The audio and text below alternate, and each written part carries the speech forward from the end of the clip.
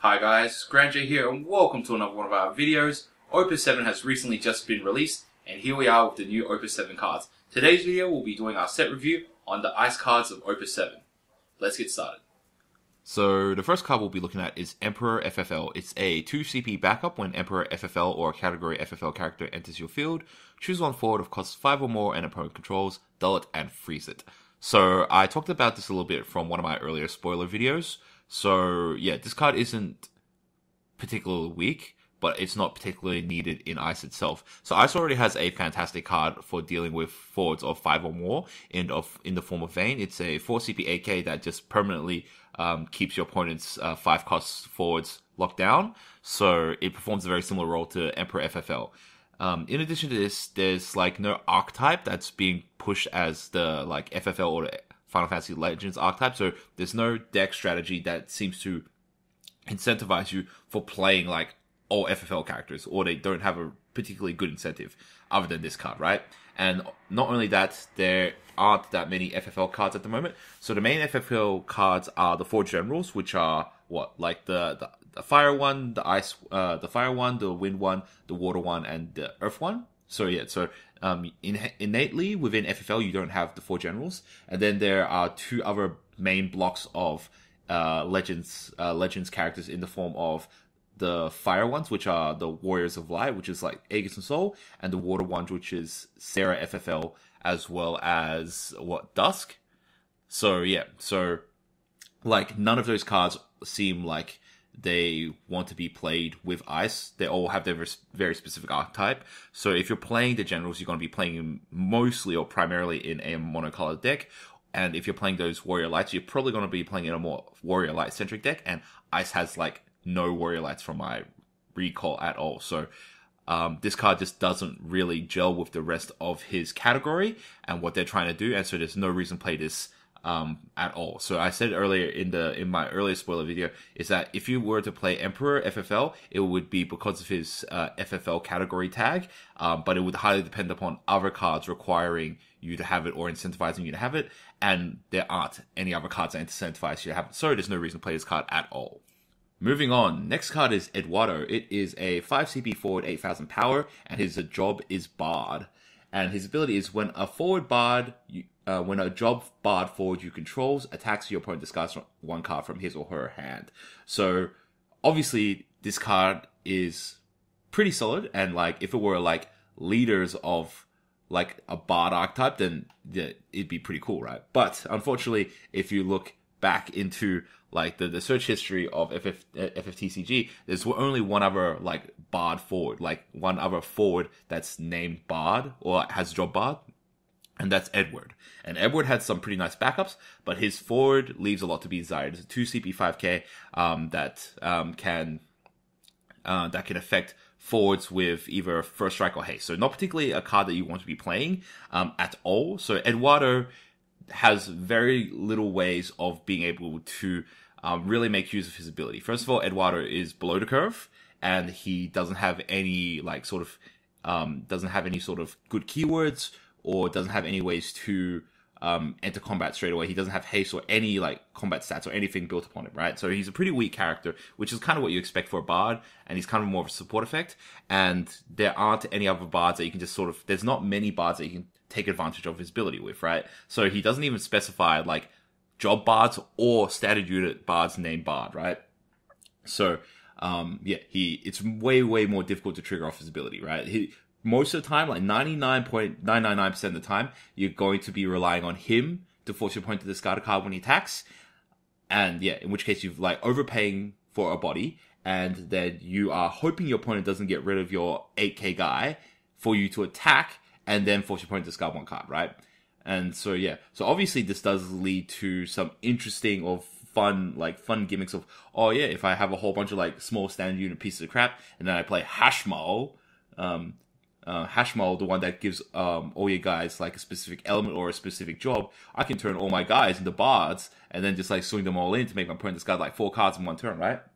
So yeah, okay, cool. Try that, bro. It'll be some funny quality memes. But yeah, like not particularly the sort of strategy that you want to be building around. Definitely some quality memes. Like, and don't get me wrong, I love my quality memes. So yeah, it is not a good card, but is certainly a fun card. So if you do get the quality Eduardo Hashmole memes, then that'd be great, right? I'm all 100% for that. But as this card sits right now, he's just not particularly strong enough. If you want a similar sort of effect, I would much rather play Zed. And that's a card that has seen some very, very niche play, where it's a similar costed forward, but it forces your opponent to discard every time he receives damage from your opponent's stuff. So very similar type deal going on, but Zed, I feel you're going to be able to trigger off his ability a little bit more often. Eduardo, there's nothing that disincentivizes your opponent from trying to just blow up your Eduardo straight away and you just getting no value from it whatsoever. Next card is Bard. It's a free CP standard unit backup. And yeah, it doesn't work with Eduardo because its job is standard unit, not job Bard. Its ability is when Bard enters the field, choose up to 2 forwards your opponent controls, freeze them. And its secondary ability of Dull, put Bard into break zone, choose 1 forward, dull it, and freeze it. So fundamentally, this is underpowered in terms of Ice. So Ice already has quality backups that do this similar sort of thing at a lower cost. So first of all, we've got Jill Nabat. This card that's been a staple in Ice for such a long time. That just enters play, choose 2 forwards, and freeze them, right? So fundamentally, Jill Nabat does what Bard does, but 1 CP cheaper, and also happens to have EX Burst on top, right? So straight away, Jill Nabat's just like way beyond this. And second ability of like dulling and breaking him to choose 1 dude, dull and freeze it. That's what you're paying. Like, you have to consider, that's what you're paying for, right? You're paying just 1 extra CP on this backup, just so at some point you can break this to dull and freeze a guy, right? In that regard, I don't think that this is particularly good. Because yeah, you're overpaying for this, which like adds a lot of inflexibility. Moving up from the 2 CP backup slot to the free CP backup slot is really cumbersome. It means that it no longer becomes a turn 1 play, and you require a backup in order to put into play like cost efficiently, right?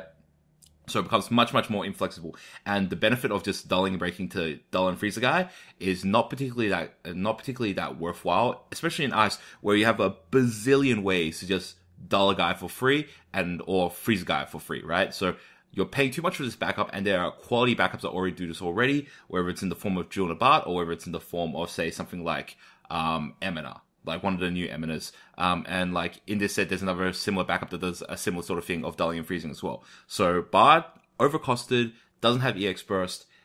You are overpaying for this effect. Ice does a better all round. Next card is True Chaspal. It's a 2 CP backup from FFCC or Crystal Chronicles. Its ability is card name Gaudes you control gains plus 1000 power. When True Chaspal enters the field, your opponent selects 1 forward he or she controls, dull it, and freeze it. So 2 CP backup, comes into play, dulls and freeze 1 of your opponent's guys. So straight up, it's actually just very fair, right? So that's actually a very solid ability. You can just play around the mid game and you're going to get value out of it, right? You play it as a turn 1 play, as a backup, that's cool. You have an ongoing ability, if you're playing Gaudes, and then if you play it later on, there will be times where your opponent just has like 1 dude and you get to dull and freeze it for free, right? So it's like, yeah, it takes a whole bunch of good boxes there. Do note that its weakness is that your opponent chooses, or like your opponent selects 1 forward, that they control to dull it and freeze it. So if your opponent already has a dull guy or a dull/frozen guy, then they can just choose that same guy, right? So it's only when your opponent has 1 guy that you're really sort of like getting good value out of this. Any sort of situation where your opponent's already got dull and frozen guy, this card just gets no value whatsoever, right? Unless your opponent doesn't think about that and just dull and freezes the other guy, right? But do let you guys know, because you guys get some quality information when you guys listed Grand J, is yeah, if your opponent plays this on you and you've already got a dull/frozen guy, you can just use you can just select your own dull and frozen guy. So the opponent gets to choose, right? So the first ability of giving your Gaudes plus 1000 power all the time is actually like pretty solid. So Gaudes is one of the best value cards of this set. Moving it from a free CP AK4 to a free CP 9K4 actually is like just pretty good, man. That 8K to 9K power mark is just like such a big power jump. Yeah, it's such a fantastic power jump. This card, if you're playing Gaudes, I don't see any reason why you wouldn't play at least 2. It's got so much value even if you don't play Gaudes, and then just having on the field, making your Gaudes from 8 to 9K is very, very good. Even though, in my opinion, I don't think Gaudes requires it. Gaudes got a fantastic enter break zone ability where even if it's like just trading against other AKs, I'm absolutely okay with that because it gets to trigger off some enter break zone abilities. Putting your Gaudas up to 9k, while it does make him bigger, make him more difficult for your opponent to deal with, your Gaudas just isn't going to die as often, right? So it's like, oh, I can make my guy with a good, like, on-death ability a little bit stronger, but then all of a sudden I don't get his good on-death ability as often, right? So it's kind of like, oh man, which of these good options do I choose?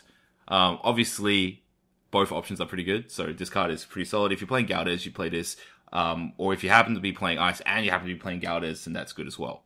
Next card is Gremlin. It is a 2 CP monster, and it's Ice's copy of its transforming monster variety. So these are monsters that trigger and become forwards at a certain point when they meet a certain condition. So in this case, Gremlin's ability is when your opponent discards a card from his or her hand due to your summons or abilities, Gremlin also becomes a forward with 7,000 power, and when Gremlin is put from the field into the break zone, choose one forward an opponent controls, dull it, and freeze it. So it becomes very similar to a card that we had in the past called Setzer. At 2 CP 7k is already pretty fair value, and Ice has a ton of ways to just make your opponent discard cards. So this is a like conversion or like a transformation that's super easy to trigger, right? So it's easy to trigger, especially within Ice, and it becomes a very well-costed 2 CP 7k, which is pretty solid. It may not be like as overpowered as it used to be in the past, but it's actually very solid right now, right? And also it's just got the ability of, when it dies, you get to dull and freeze a guy. So like all around, this just seems like a very solid like mid-range play. So if you're playing like a mid-rangey Ice deck that happens to have like quite a solid amount of discard effects as well, this just sort of like works into that all very, very well. And yeah, so it's just like a pretty strong tempo play. I don't think that there's anything too bad about it. I would consider experimenting around it with it. Oh, and now that I look at it, it's category 13 as well, so that's another benefit, right? So you get some nice little benefits of playing it with like the new Sarah and stuff. So it seems like a pretty solid card. Next card to look at is Black Mage. It is a 2 CP 4k standard unit forward. When Black Mage enters the field, if the cost paid to play Black Mage included water CP, draw 2 cards and discard 1 card from your hand. So this card is pretty solid in my opinion. So it gives you a Moogle summon attached to a Black Mage body, right? Obviously, the weakness of this or the drawback of this is that you have to have played this with an Ice and Water backup or overpay in some sort of fashion. So, because being a 2 CP forward, you can't trigger off its ability of having a second elemental type by just discarding a card, right? So you have to at least use one backup. You have to go like Ice backup and discard a Water card, or Water backup and discard an Ice card. Yeah. So those are only ways that you can make trigger off its ability other than using Ice Water backup, right? But when you think about it, its value is super good. Like, even though you draw 2 and discard 1, that means you've like +1 cards, right? So, and when you consider that, +1 cards is like 2 CP, you either consider it this way, right? It's either a 2 CP forward that's just drawn you a card, or it's a forward that's cost you 0 CP, right? Like a 4k that costs you 0 CP, right? And both these scenarios is just like cost efficient, right? It's just like a good mathematical number to hit.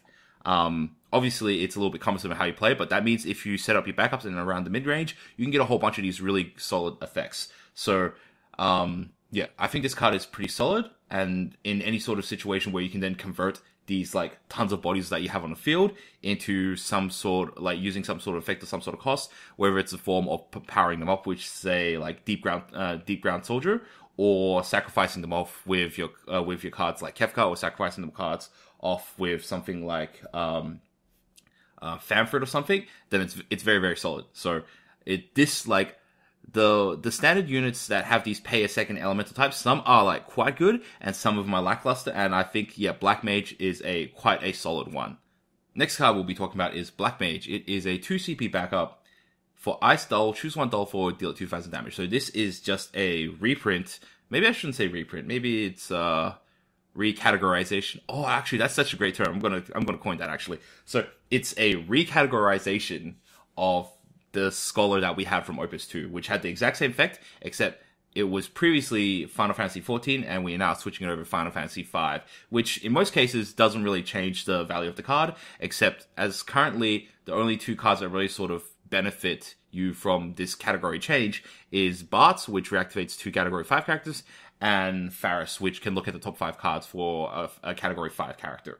So besides those 2 specific scenarios, either card, either Black Mage or Scholar, exactly the same thing. Except for in those situations where you're playing one of those backups that counts how many Black Mages you have on the field, right?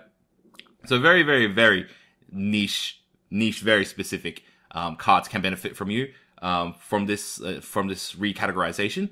But ultimately, this card is like fundamentally does the same thing. Ice Dull, choose a Dull forward to do 2k damage, which is actually just like fine, right? So the big weakness of this is that there are just so many quality 2CP backups right now that's really difficult for like good or solid 2CP backups like this for this to exist. And so in that regard, this card is solid, this card is fine, especially any sort of deck that already has like good ping effects on dull forwards. This just can help you add a little bit more. If you're playing stuff like Laswell or stuff like Sid Reigns that is already dealing your opponent's dull forwards like 4k, 5k, or 6k damage, then Black Mage just helps you get that a little extra bit further. So this card is fine. Obviously, will depend upon your deck being, instead of being a discard-oriented ice deck, more of a deal damage to dull effects, to dull guys kind of strategy. And this just sort of like rolls into that very well. Next card, and this is a card that I have a very, very difficult time determining a value on, and it is Kefka. So it's a 5 CP forward at 8,000 power, and its ability is when Kefka enters the field, if the cost to play Kefka was only paid with Ice CP, your opponent may discard 2 cards. If he or she doesn't, freeze all forwards your opponent controls. And secondary ability, when Kefka enters the field, if the cost to play Kefka was paid with CP of exactly 3 different elements, choose up to 1 forward, up to 1 backup, and up to 1 monster, dull and freeze them. So, the first ability I think is weak. So, your opponent doesn't have to discard 2 cards, so your opponent gets a choice of either discarding 2 cards or freezing all forwards their control. So, the way that they word it is a little bit poor, but fundamentally that's what it means. They get to choose either option that happens, right? Or if they don't discard 2, they have to freeze all their forwards, right? So in that regard, I don't think that's a particularly noteworthy or particularly good effect for you to have. So at the condition of you paying all ice CP to play this card, so there's already a restriction on you as a player of this card, right? Even if this card were to just say when it enters play, your opponent must do A or B, then like I would have been fine, right? But you have to pay all ice CP, right? So first of all, there's that restriction. And then, like, the restriction of, like, the effect of your opponent has to discard a card, if not freeze all their forwards, that seems weak to me, right? So, most of the time, this is just going to be, like, freeze all your opponent's forwards, because who the hell wants to discard 2 cards to not have their the forwards frozen, right? And, yeah, so it doesn't seem like a particularly powerful effect, or it doesn't seem like a strong disincentive for your opponent to choose to discard 2 cards, right? Most of the time, I feel your opponent's just going to freeze their guys. Because, like, how many guys are you possibly freezing down with this, right? Maybe freezing 2, at most, like, you're freezing down 3 of their guys, right? And if you're freezing down 3 of their guys, maybe discard 2 cards, but I'm pretty sure in most cases, your opponent's just going to choose to freeze their guys, right? But here's the thing, if your opponent just doesn't have any dudes, like, this card has, like, no ability whatsoever, okay? If your opponent has no dudes, your opponent just says, oh, screw it, okay, cool, freeze all my forwards, right? Oh, cool, I just chose not to discard 2 cards, right? That ability is not great. Like, if it said, okay, and here's the thing, if it said your opponent must discard 2 cards, if they cannot freeze all your opponent's forwards, then yes, big tick, right? But it is not worded that way, so your opponent gets to choose the worst option for them. Its secondary ability is what really makes this card interesting, right? Is that, yeah, if you do happen to pay it with exactly 3 elements, which at this stage, most realistically will be like ice, another color, and probably like a light or dark card, such as in the form of Chaos or Cosmos, probably, in my opinion, right? Is going to be the most likely way of doing it. Or if you're playing something like Shantoto, using that to just choose a random 3rd color, right? In the situation where you do pay for it, we're using 3 different elements of CP, a forward, backup, and monster, dull and freezing, right? Now, there aren't too many cards that we have that can freeze backups, and they usually are actually pretty annoying to deal with. So, like, in the last couple of metagames, we've had 4-cost Celis, and 4-cost Celis, when she enters play, she can freeze a card, which can freeze backups. And a lot of times we've found just freezing up a backup is really kind of annoying. It just debilitates your opponent one resource, and sometimes certain backups will have very specific abilities that with dull abilities, and you just kind of lock them down. Your opponent just doesn't have access to them, right? So being able to do this to like both lock down a forward and a backup and a monster just seems like such a strong tempo play. If you've got like one or two dudes down already, locking up a forward is solid, and then locking up a backup is also annoying, right? And then on the like this, as little small benefit, you get to lock up a monster, right? Yeah, some of the auto trigger monsters not so particularly relevant, right? But yeah, if you do hit it, like this is what I'm super more interested in. The secondary ability of if you get like tricolor Kefka, then it just seems like a super powerful tempo play.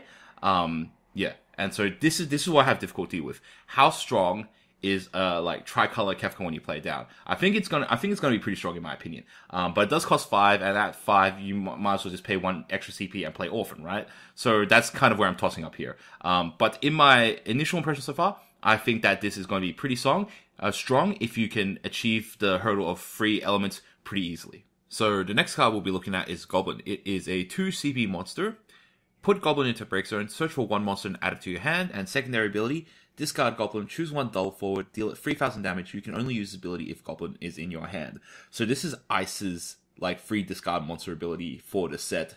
So first ability of search for a monster and put it in your hand is actually pretty solid, especially because like there's quite a lot of strong monsters now. It seems like the game is pushing much more towards having good monsters as opposed to having good summons, as evident from this set. So being able to search for monsters, very good, very solid. And there's a lot of strategies that want to revolve more around just having monsters, right?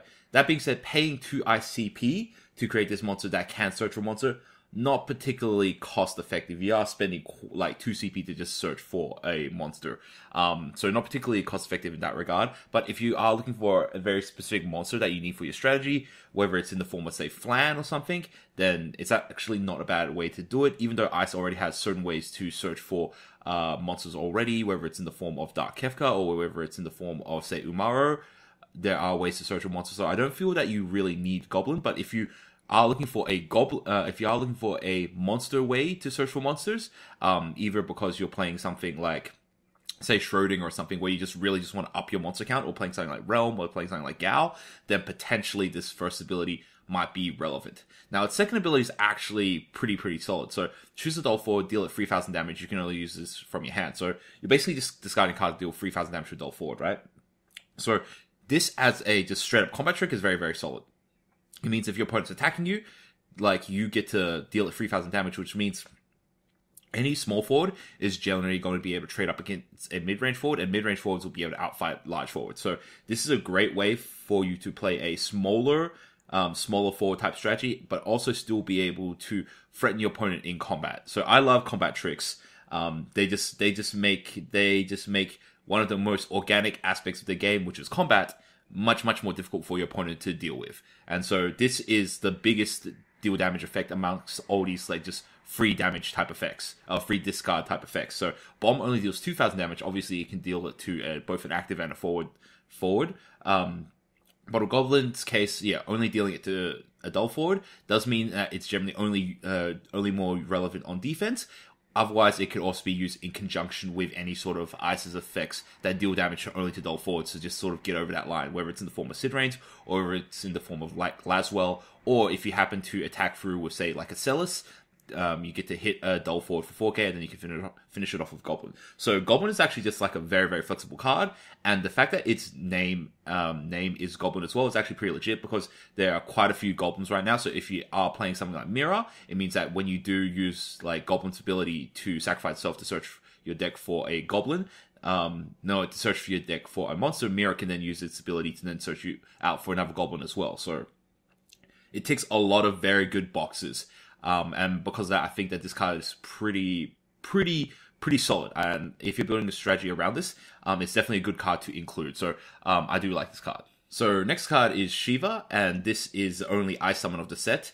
It's a free CP summon, EX Burst. Choose up to 2 forwards and opponent controls. Freeze them. If Shiva results from EX Burst, dull and freeze them instead. So, this card, there's actually a lot of mixed opinions about this card. So, I'm of the opinion that it's actually just not fantastic.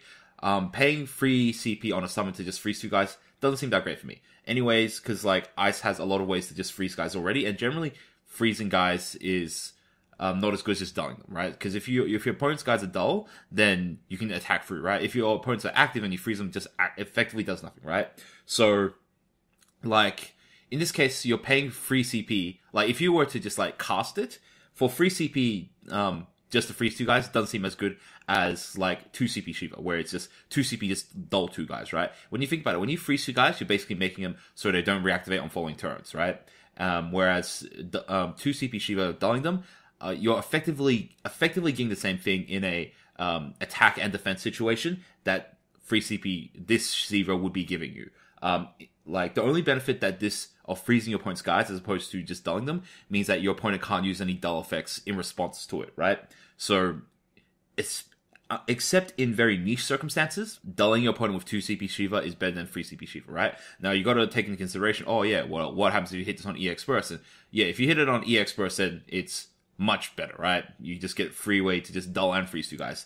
That being said, though, like, I'd never really feel you want to, like, just bank on playing, like bank on a card being good with EX Burst. Now, if you have ways to force this into an EX Burst situation, whether it's in the form of, say, like new Seymour or something, then yeah, potentially, but outside of any way to set this up as an EX Burst, I don't think it's as good as the other Shivas that you have available, whether it's the like 2 CP like EX Burst Shiva that deals 6,000 plus 1 for each Shiva, or just playing like Opus 1 Shiva where you just dull and freeze 1 guy, but you can cast it as an ability, you can cast it as a summon, or use it as an EX Burst to dull and freeze guys. So in that regard, I don't like this Shiva as much as other Shivas.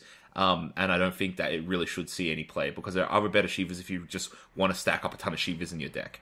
The next card we're looking at is Junabat. It is a 4 CP backup. When Junabat enters the field, select one of the 2 following actions.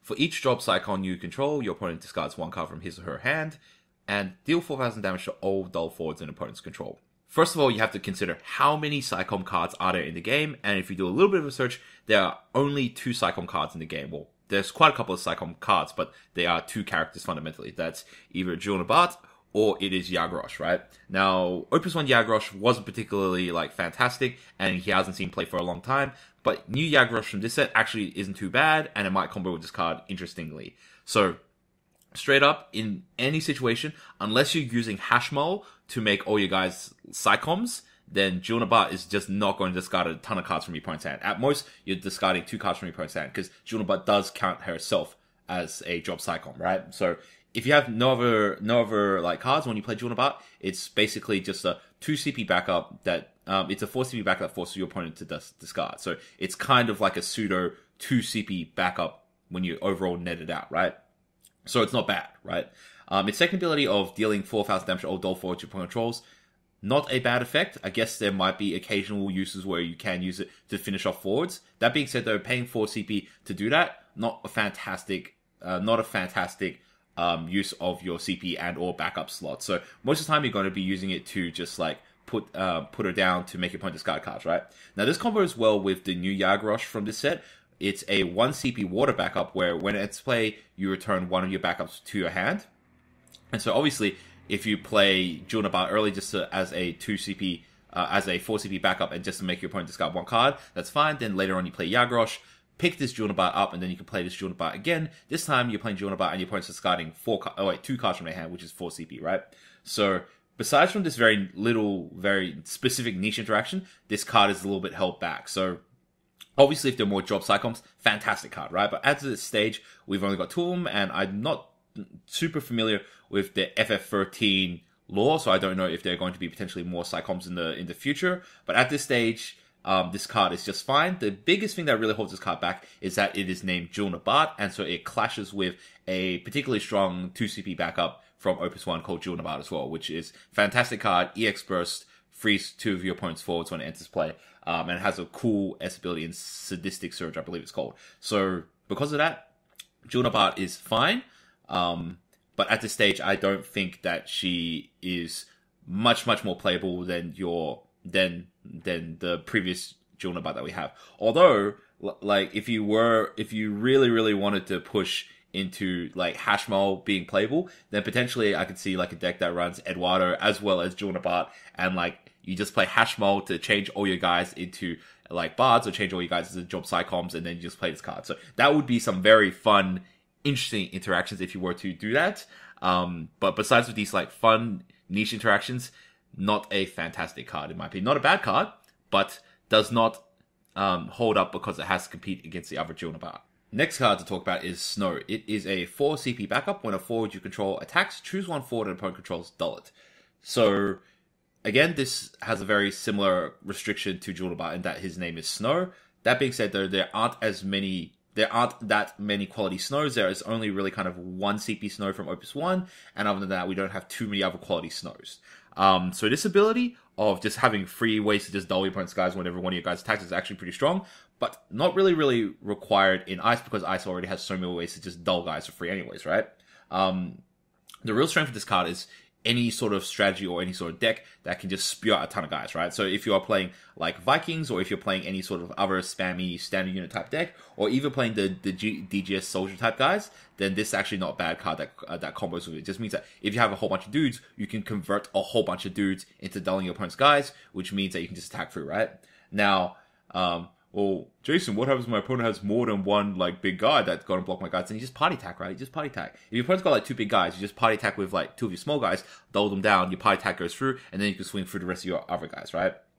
So, this card is solid, but I don't think that this is a card that's going to see play in Mono Ice, simply because Mono Ice already has a ton of ways to very cheaply dull your opponent's guys.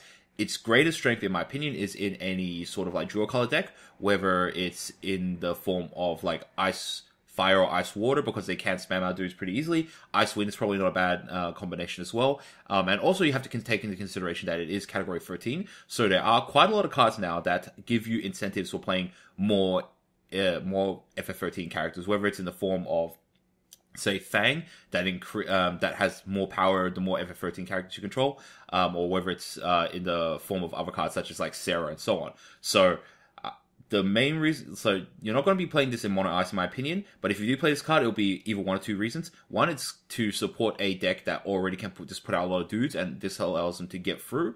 Or this is going to be one of those backups that's going to be a part of your FF13 arsenal in a strategy that requires you to have a whole bunch of FF13 cards. So this card is playable and it's good, but only in certain specific niche decks that can make use of him. As a mono ice card, I don't think that this adds anything to Archetype, and as a 4 CP backup, it is a little bit more expensive for what it does. So, moving on to the first Ice Legendary of the set, we have Sephiroth. It's a 7 CP forward at 8,000 power, so it is below the curve, but when Sephiroth enters the field, your opponent discards 2 cards from his or her hand. When Sephiroth attacks, choose 1 forward an opponent controls. If your opponent has no cards in his or her hand, dull it and freeze it. And S ability, Shadow Flare, is S Ice. Your opponent discards 2 cards from his or her hand. You can only use this ability during your main phase. This card is like one of those cards that everyone got really excited for. So, just like a card that straight up makes your opponent discard 2 cards seems like a pretty strong effect. And like in most cards games, making your opponent discard 2 cards is pretty legit, right? So, if you can take into consideration that 7 CP AK, if you're taking into account that you're taking 4 CP away from your opponent, in an ideal situation, you're taking 4 CP away from your opponent by making them discard 2 cards from their hand. This card, if you neg 4 CP from it, you're kind of getting a free CP AK, right? So, in that regard, not terrible, right? It's not terrible, but it's not an overpowered effect in my opinion. To be honest, if you just consider the net CP gained or lost from this card isn't particularly amazing, right? But if you can take into consideration that you're forcing your opponent to reduce options from their hands or to reduce cards from their hands, then like this becomes significantly stronger. It becomes significantly strong because it closes options that your opponent might have for you. So especially in situations where your opponent has a low amount of cards in their hand, like the lower the amount of cards in your opponent's hand, the better quality discards you're forcing. Because your opponent is always going to discard the worst cards from their hand or the cards that are least relevant to the situation from their hand, right? So the smaller your opponent's hand size, it means the better quality discards that you are getting. So in any sort of strategy where you are like playing a more mid-rangey sort of discard strategy, this becomes better and better, right? If you look at its second ability of whenever Sephiroth attacks, choose 1 forward, if your opponent has no cards in hand, dull it and freeze it, this effect is fine. There's a ton of ice cards that already have very similar type strategies, and you don't really need to commit 7 CP into having a card that has this sort of effect, right? In most cases, if your opponent has no cards in hand, you're probably just going to want to play Sid All-Star and just blow up their guy instead of dulling and freezing it, right? That being said, though, it's just kind of like a nice bonus effect to if you manage to keep the Sephiroth around, right? That's kind of how I see it. You're mainly playing the Sephiroth for his first ability, but his second ability is like, oh yeah, cool. If your opponent has no cards in their hand, then it's just got like a little nice benefit of it just like locks down one of your opponent's forwards so your other guys can attack through, right? And his third ability, Shadow Flare, is just your opponent discards 2 cards, right?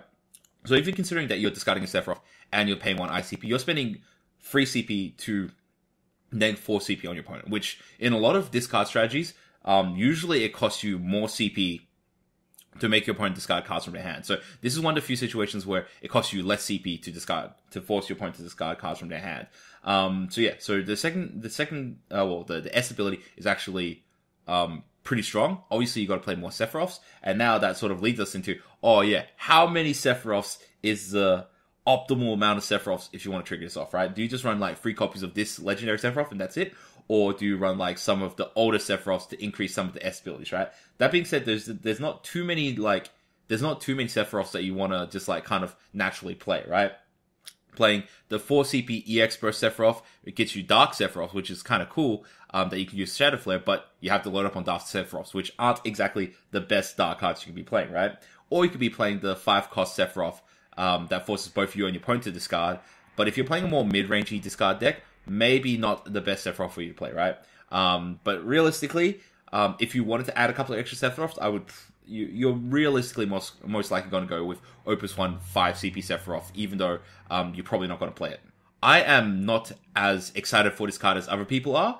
It's definitely a very solid card, and especially if you were to combine it with like any of the like phase in and out type abilities, whether it's in the form of Time Age or whether it's in the form of Renoa that we had from last set, then this card becomes even stronger, right? So if you play Sephiroth, cool, you're not getting a huge amount of value from it straight away, but then on next turn, if you just play Renoa, bang it, your opponent discards another 2 cards from your hand. So having 2 turns in a row where your opponent just discards 2 cards from your hand is actually like super debilitating. So any mid-range deck that wants to keep like cards in their hand for like summons or responses is just going to get crushed from it, right? You just get a lot of value if you were to combine it with Renoa. So this card by itself is not like super exciting, but the fact that if you build a deck that can take advantage of its ability is what really gets me excited. Even potentially like a combo deck where you play like Earth Ice, where you play like the 4 CP Sephiroth, you magic pot it into this Sephiroth, your opponent discards 2 cards, and then like the 4 CP Sephiroth gets you a Dark Sephiroth, which you can then use for Shadow Flare. So yeah, that's also something that's kind of pretty exciting as well. So yeah, this card by itself is not exciting, but it's all the other cards in the suite that can make this really exciting. That's what's really cool. So this is more of a build your strategy around this card type card. So yeah, this is a card that's going to be one of those cards that you really want to experiment a lot with to see how can you best abuse his fundamental ability. So the next card of the set is another legendary for Ice. It is Sarah, 4 CP AK forward. When Sarah enters the field, choose as many characters as category 13 characters you control, dull them. Dull 2 active category 13 characters, choose 1 forward, freeze it. So this card is, whoa, this card looks freaking amazing, right? And I think this is probably like MVP, like best legendary to set, right? Now, as I was talking to you before, there are now a lot of cards that just like incentivize you to play a whole bunch of FF13 dudes, right? Now, straight up, Sarah, of just like, it's enter ability, like first of all, okay, 4 CP AK on curve already, right? So on curve already. Usually with a card with this sort of powerful effect, you're usually expecting like 4 CP 7k, like a card like Genesis, right? But Sarah, 4 CP AK already on curve, so it's going to fight other AKs. Great. Its ability of just enter play, choose as many characters as like category 13 characters you control, dull them. That's so powerful, man. That includes both your forwards, backups, and your monsters, right? So straight up, pretty much when you play this, your opponent's just going to dull all their shit, right? Or all their active shit, most of the time you're just going to like dull down, right? So even if you have like 2 or 3 other guys, don't forget you're counting Sarah as well, right? So like at least it's always going to be like 4 CP AK come in and play dull guy, right?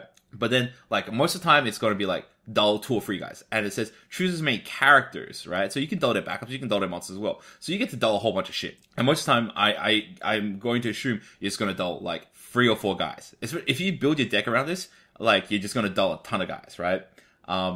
And so yeah, so that's straight up strong, right? Everyone thought like Opus 2 Armon was strong, like coming to play Duller forward, right? But Sarah's like, nah, coming to play Dull like a ton of characters, right? So that's freaking fantastic. Second ability of dull to active 13 characters like you control. So yeah, so you can't dull your opponent's stuff for your cost, right? But dull 2 of your active 13 characters, choose on forward, freeze it. So not only can you just like straight up just be like, cool, tap a whole bunch of your opponent's stuff down now, right? But you can keep it down, right? And just like dual 2 active category 13 characters. So that doesn't have to be just forwards, doesn't have to be just backups, doesn't have to be just monsters, right? But any combination of that stuff. So yeah, so this just seems crazy good, right? Like, if you have a whole bunch of like, if you have a whole bunch of like 13 backups, I can just see situations where you just go double discard, play Sarah, and then just like tap 4 backups to like freeze 2 of their guys, right? So you've locked down their backups, so you locked down their backups so they can't cast shit for a turn, right? And you've locked down their forwards, for like this turn, the next turn, and you can just like freeze them again later, right? And then you're swinging with all your other guys. So this card, super amazing, super powerful. Like, if you guys have opened, like, Sarah's, keep them. Because these are some quality, super powerful cards. And I'm super excited to try and test this deck. Very realistically, this is going to be, like, Ice Fire. Simply because Fire also has Fang. Which also incentivizes you playing more 13 characters, right? I don't think you'll be playing this Ice Lightning. Because Lightning doesn't have too many, FF13 characters. It's primarily just Lightning, right? So yeah, it's going to be primarily Ice and Fire where you're going to see Sarah, but potentially we might see this in some like shenanigans Ice Wind deck where you play with Hope and Hope's family, like play it with Bartholomew and play it with Nora, and because like Hope can reactivate you guys, you might be able to get more advantage like out of dulling your category 13 characters, right? So yeah, so like, I can see this going either way, but this card is a fantastic, super powerful card. Obviously, only good in a specific category of a deck, but very powerful. Do get on it, guys. Next card to talk about is Terra. It's a free CP backup. When you cast a summon, choose on forward opponent controls, dull it. So, first thing to note that this is, well, it's named Terra, so it does clash with 2 existing ice forwards and a light forward that's called Terra. So you can't play those if you have this backup on the field. Next thing, it is a Final Fantasy VI backup, which means Locke now has a much more consistent way of triggering off his ability. So Locke was a legendary from Opus 4, I believe, where when he enters play, if you have 2 other FF6 characters on your side of the field, then your opponent discards a card from their hand, right? Which back in the day was very difficult to do because there was only one Ice FF6 backup, and that was Banana Sid. So it was the free CP searcher. And there was like, it wasn't very easy to get that. You literally could not get a second FF6 backup onto the field unless you're playing Earth and you were putting Kefka down. So it was really difficult to trigger off Lock because you had to play while you already had another FF6 forward on the field, right? But now you can have both Banana Sid as well as Terra on the field. Both of them are backups. You're going to have a very consistent way to trigger off Lock's ability of forcing your opponent to discard cards, right? So when you have this on the field, straight up, like, Lock every time comes into play, your opponent discards a card, right? So I'm pretty sure it's the highest statted card that just like comes into play, your opponent discards a card. If you were to have these situations, if you were to have these cards in that situation, right? So Argath, 2 CP, your opponent discards a card. Thaumaturge is like 2 CP, your opponent discards a card, but it's also like potentially 5k. Sarah, the next one up, is a free CP 6k that makes your opponent discard a card. Light Zidane, technically a free CP 7k, you can either draw your opponent discards a card. So technically Light Zidane's a little bit better, but it obviously comes with the drawback of being a light card. But yeah, so with Terra and Banana Sid on the field, then your Lock becomes consistent, your opponent discards a card, right? And then like straight up, like if he sticks around, like getting him to hit your opponent directly, your opponent discards another card. So it's got like kind of like an Argath as well as a Genesis rolled into it, right? And that's because you have this Terra on the field to fulfill the condition of having 2 FF13 characters on the field. As for the use of this card outside of strictly that FF6 deck, I don't think that this is going to see play in Ice because it's not relevant to Ice summons. So, although a whole bunch of Ice summons do only affect dull forwards, the way that they are worded is that you must choose a dull forward, deal it some amount of damage, or dull it and freeze it, or choose a dull forward, do something to it, right? So, because of how the stack works, in this game, you have to choose a legal target when you play the card. You can't just choose a card which you know is guaranteed going to be dull on resolution. It doesn't work that way. So, like, for example, Shiva, choose a dull forward, deal it 6,000 damage, plus 1k for each other Shiva, right? You have to choose a dull forward on activation, not resolution. So you can't play Shiva on just like an active guy, even though this Terra will dull it on resolution. It won't allow for it, right?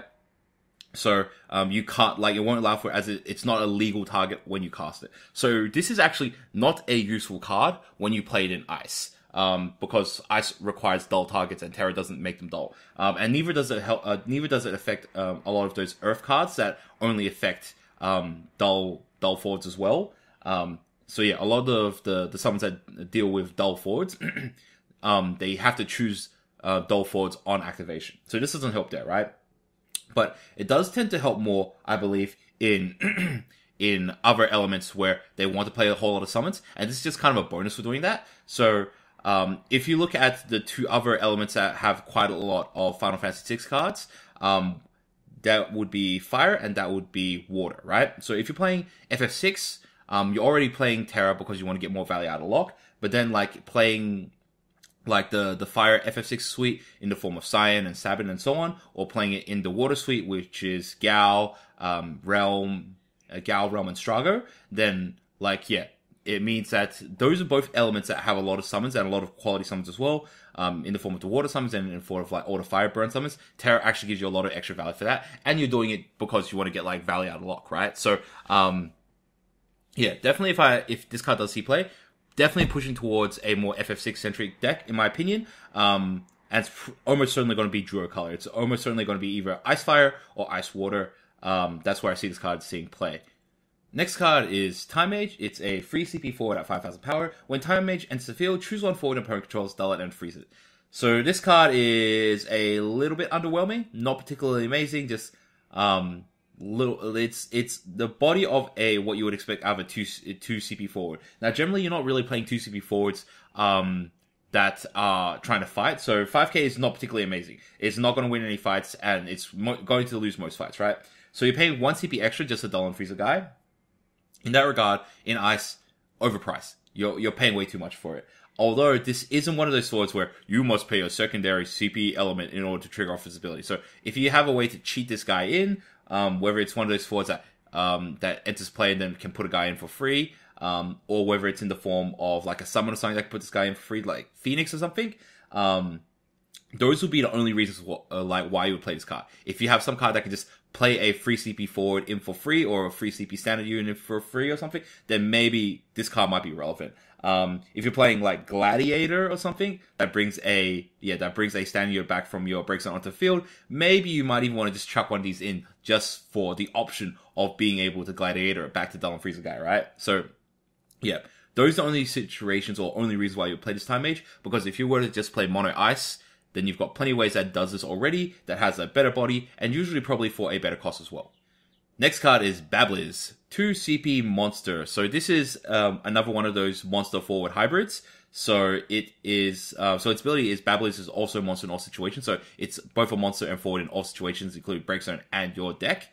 Its ability is when Babbliz is put from the field into a break zone, you may search for one card named Shiva and add it to your hand. So there are 3 of these monster forward hybrids in the set. So Babbliz, Frit, and Zapt. Okay, so Babbliz, when it dies, it searches for Shiva, which is arguably the best out of all these forward monster hybrids, because Shivas are strong, right? And there's a ton of great Shivas. But not only that, there's also specifically one Shiva, which is the 2 CP EX burst Shiva, that deals more damage for more Shivas you have, right? So it inherently, like, synergizes with the strategy of you wanting to have more Shivas in your deck, and this card searches you for Shivas, right? So this is just great addition to that. And inherently that deck is probably almost certainly going to play mono Ice anyways. So this is just an easy forward for you to just chuck in. When it dies, you get a free Shiva, right? And you get to search for its Shiva, which is especially good if you have like a ton of Shivas that all do kind of slightly different things. when this card dies, you just get to choose the best Shiva for the specific situation, whether it's dull 2 guy Shiva, or deal damage to a guy Shiva, or like even dull and freeze a guy Shiva, right? So, yeah, fantastic card for Mono Ice. I don't think you need to play it in any sort of like WoF type strategy. This by itself is probably the best of these 4 monsters, especially in a standalone mono element situation. So strong card, great card, love it. We'll play it.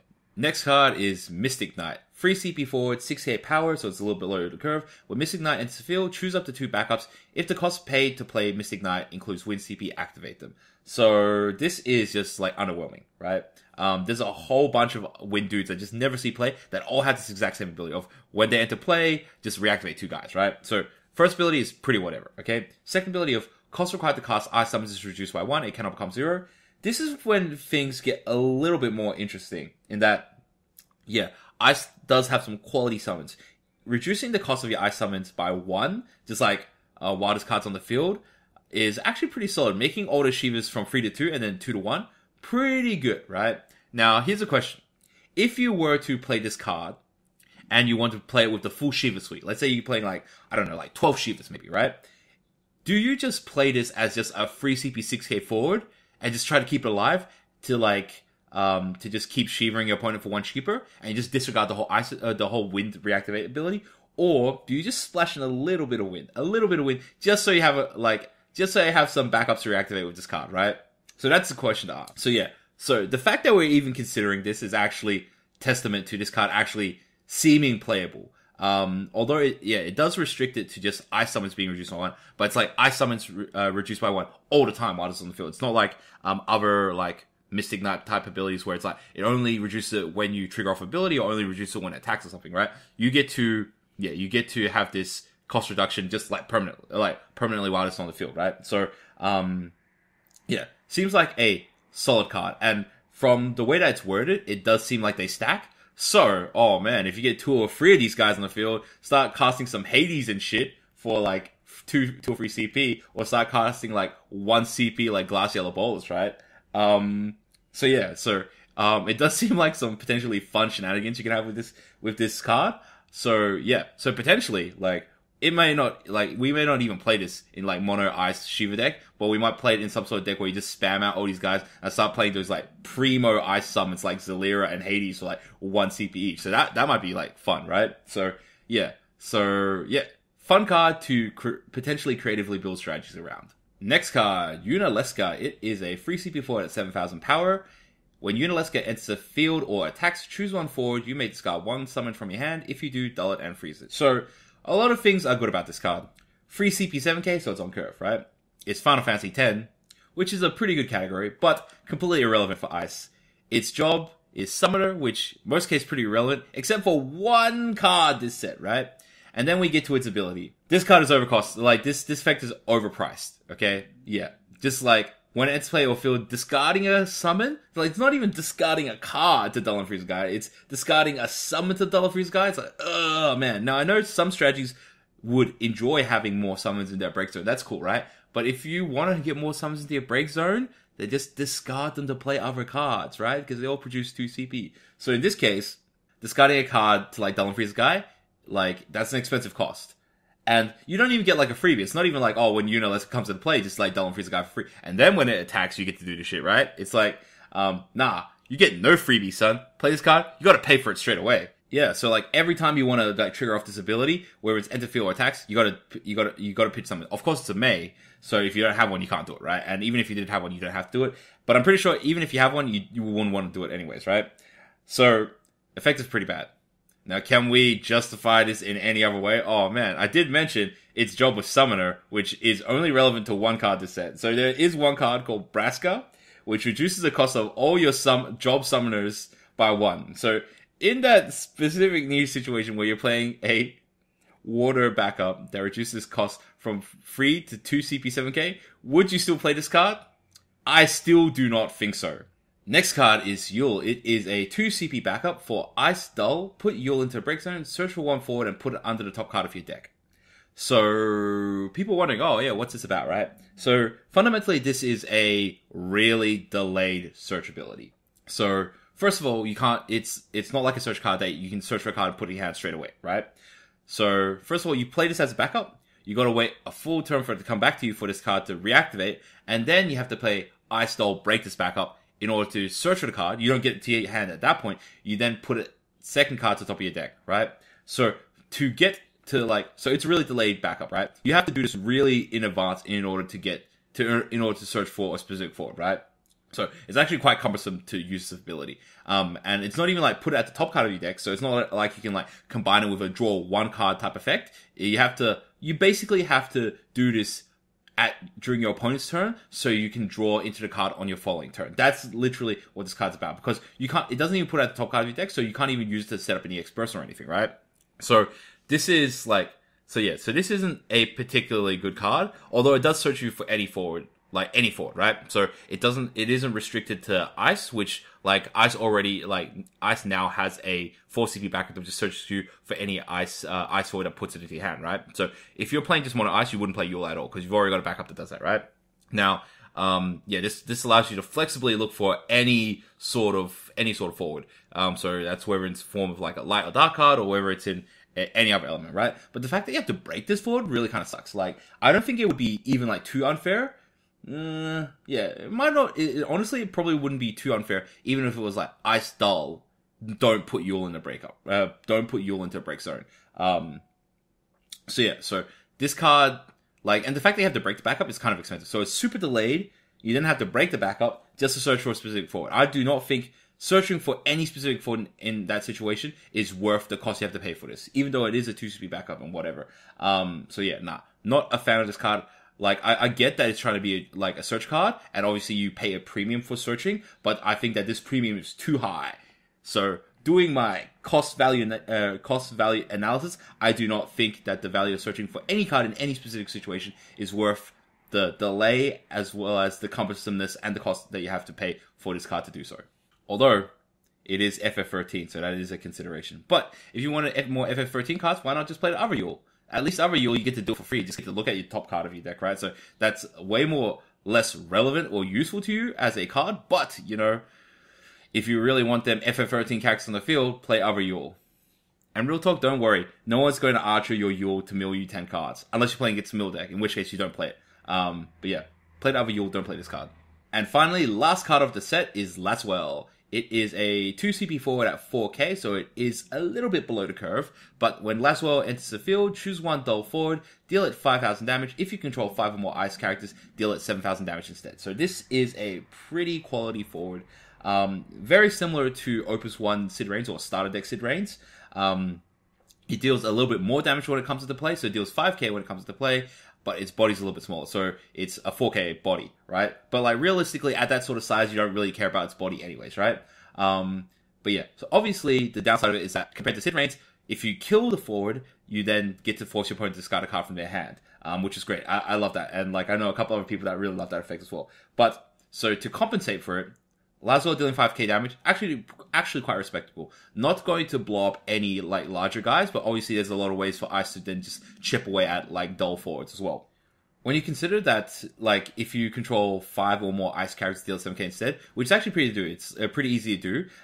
It's 5 Ice characters in total, so it's 4 other Ice characters when you think about it. And that's super easy to do, right? Deal 7k damage instead. All of a sudden at that point, your 2 CP 4k forward is now killing a dull 2 CP or 3 CP forward, right? And potentially some effect-based 4 CP forwards as well, right?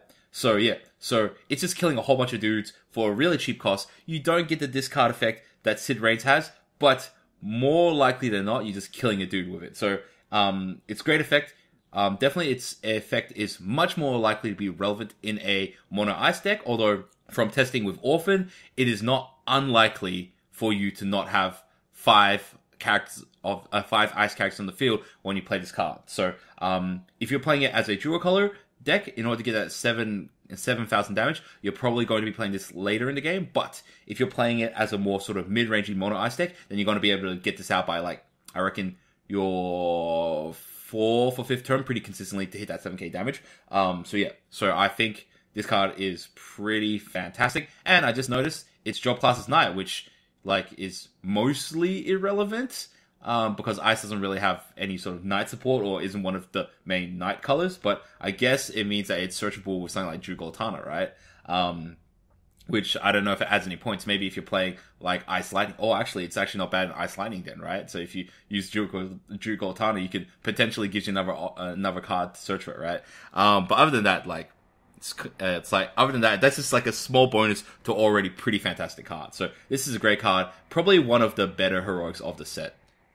So guys, what do you think? Were there any cards that are overrated or underrated? What cards do you think that I might have missed something out on? Or what cards do you think that I might have judged a little bit too harshly? Do let me know your thoughts and opinions in the description below. If you have any cool ideas, do feel free to share them as well. I do love hearing feedback from you guys. If you guys enjoyed this video, please feel free to like and subscribe. I'll be putting out a whole much more content about the Final Fantasy TCG in the near future. I hope you guys enjoyed. Until next time, Grand J out.